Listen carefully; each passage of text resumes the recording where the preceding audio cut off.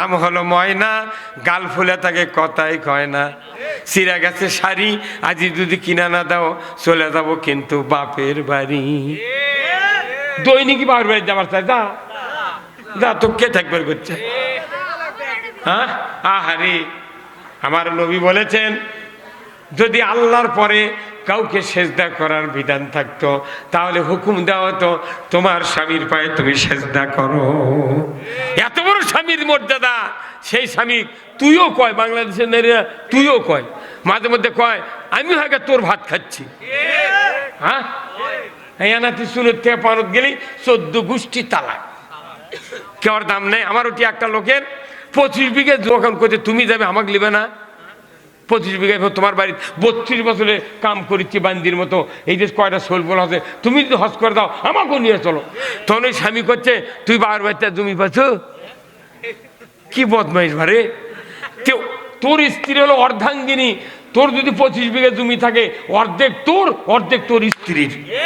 হ্যাঁ, তোর যাওয়ার টাকা হয়, ওর হয় না? কি পাগল বারে তুই, মুখো তুই কত কবু, তাহলে বাপের বাড়ির জমি বালিকে হজ করা লাগবে? আহারে, মানে বইয়ের দামই নাই। অনুরোধ করছি, অনুরোধ করছি, অনুরোধ করছি, খবরদার, খবরদার, স্ত্রীর সাথে ভালো ব্যবহার করেন, স্ত্রীকে আদর দেন, যত্ন দেন। স্ত্রীকে যদি ভালোবাসতে পারেন আপনার সম্পদ কম থাকতে পারে কিন্তু ঘরটাই হবে জান্নাতের টুকরা।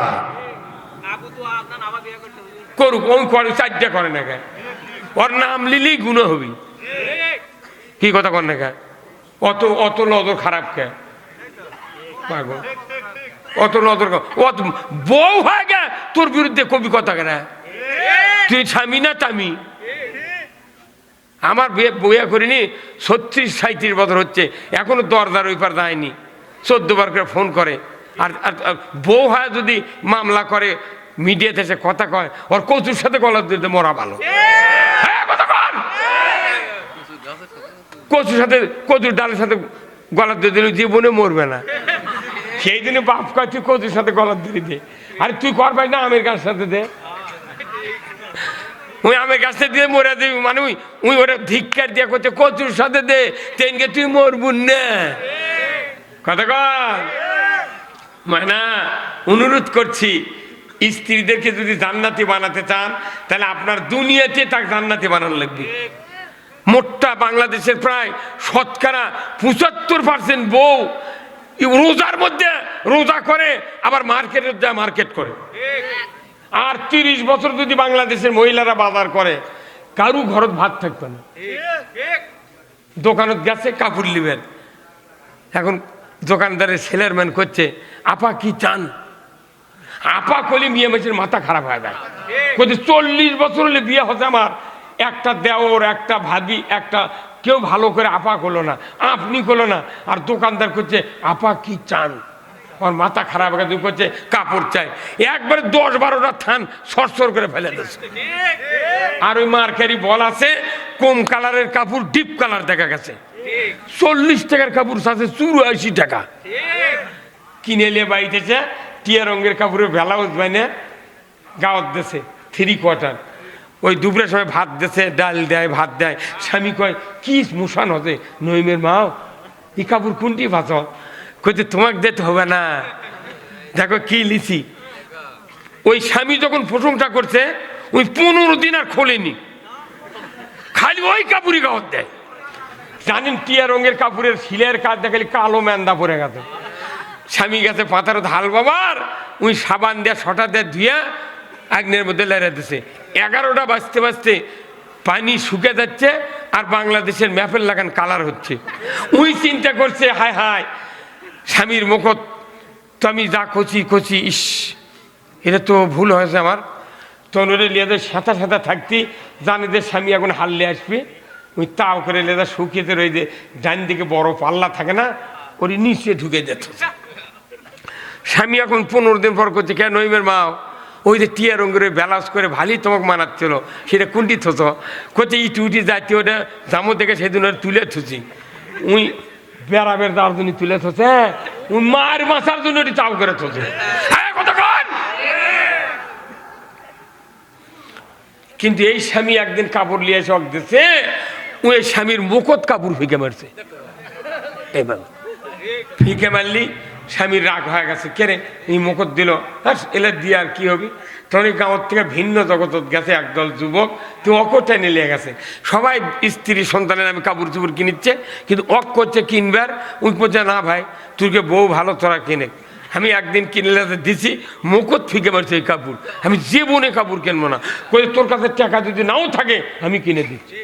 একদিন ধরে লেদা বেগছি, পেটিকোটের কাপড় কিনে দিছে, এখন বাড়ির যাচ্ছে আর ওই ব্যাগ নিয়ে যাচ্ছে। স্বামী এখন ওই যে রং উঠে গেছে, এটা কোনো বউ ভয় খাচ্ছে যে এটা যদি বাইর করেছে আমাকে তো পিটপি। আমার স্বামী এত কম দামের কাপড় কিনে দিয়েছে, কোনোদিন রং ওঠেনি, চকচকে দিলে আমি তো পয়মাল হয় কেন। ওই সিদ্ধান্ত নিয়েছে বউ স্বামী যদি কিছু আইনে দেয় আমি সেই দিন স্বামী চুমা খাবো, যা হয় হলি। এখন ওই ব্যাগ নিয়ে এসে স্বামীর হাত, স্বামী ওই বইয়ের হাতত দিয়েছে, বউ সালামেলকে দিয়েছে। ব্যাগ লেঙ্গে খুলে দেখে কাপড়, তনুরতে কাপড় বার করিচ্ছে বউ, আর উনি ওই পাঞ্জাবি খুলিচ্ছে। খুলতি পাঞ্জাবির গলা বাড়াচ্ছে, তখন থেকে বউ ওই কাপড় বার করে কাপড়ের চুমা খাচ্ছে। তোর স্বামী করছে, কেরে নইমের মা তুই আমার জীবনে চুমা খাইস না, তুই কাপড়ের চুমা খালু কে? করছে না খাসি সেটা কমনি। করছে না এখন কোয়া লাগবি, করছে এখন করলে হবে না, রাত্রে কমনি। রাত্রে সোচে স্বামী বারবার করছে কি হচ্ছে ক, কিন্তু কাপড়ের চুমা খেলে। তোর করছে কিছু কবে না তো, কি কমো?